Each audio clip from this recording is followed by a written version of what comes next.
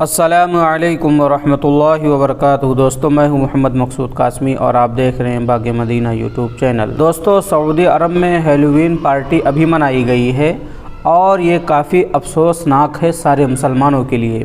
آپ کو پہلے بتلاتا ہوں کہ آخر ہیلووین ہوتا کیا ہے۔ 1 نومبر کو ایک فیسٹیول ہوتا ہے جس کو سماہین کہتے ہیں، اور اس فیسٹیول کا یہ ماننا تھا کہ جتنے لوگ بھی مرے ہوئے ہیں ان کی روح گھروں میں آتی ہے، تو ان کو ڈرا کر بھگانے کے لیے زندہ لوگ کاسٹیوم پہنتے ہیں، آگ جلاتے ہیں اور جادو کا کام کرتے ہیں۔ مرے ہوئے لوگوں کی روح کو بھگانے کے لیے ایسا وہ لوگ کرتے ہیں اور ان کا یہی ماننا ہے، اور دیکھتے ہی دیکھتے اس کو کرسچینٹی میں تبدیل کر دیا گیا تھا، اور 90 دشک کے آخر میں لوگ عجیب فینسی ڈریس پہننے لگے اور اس کو ایک پارٹی کے طور پر منایا جانے لگا۔ واپس آتے ہیں کہ آخر سعودیہ عربیہ میں یہ ہیلووین پارٹی کیسے منائی گئی۔ بتایا جاتا ہے کہ 2018 تک سعودی پولیس اس جگہ چھاپا مارا کرتی تھی جہاں ہیلووین پارٹی منائی جاتی تھی، اور اس سال دیکھا جا سکتا ہے کہ سعودی حکومت نے کھلم کھلا ہیلووین پارٹی کو الاؤ کر دیا ہے۔ جہاں ریاض میں بہت سارے لوگوں نے کھلم کھلا ہیلووین پارٹی منائی ہے، اور خوبصورت دکھنے والے لوگوں نے بھی عجیب طرح کے ڈریس پہن رکھے ہیں اور کسٹیوم میں نظر آ رہے ہیں، اور تعجب ہوتا ہے کہ سعودی عربیہ میں اسلامی قوانین ہیں جب بھی یہ گندی حرکت ہو رہی، لیکن اس کو ہیلووین پارٹی کا نام نہیں دیا گیا بلکہ ہارر ویکینڈ کا نام دیا گیا۔ تب لوگوں کو اندازہ ہو گیا کہ یہ دوسرے نام پر اس کو پروموٹ کر رہے ہیں۔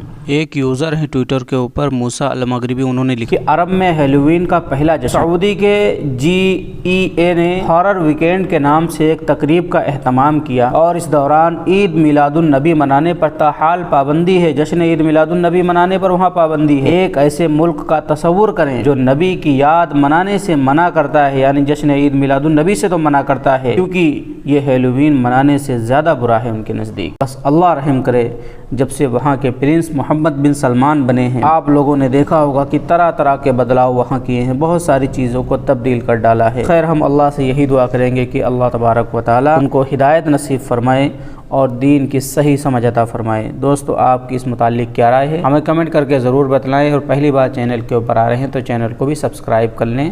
السلام علیکم ورحمۃ اللہ وبرکاتہ۔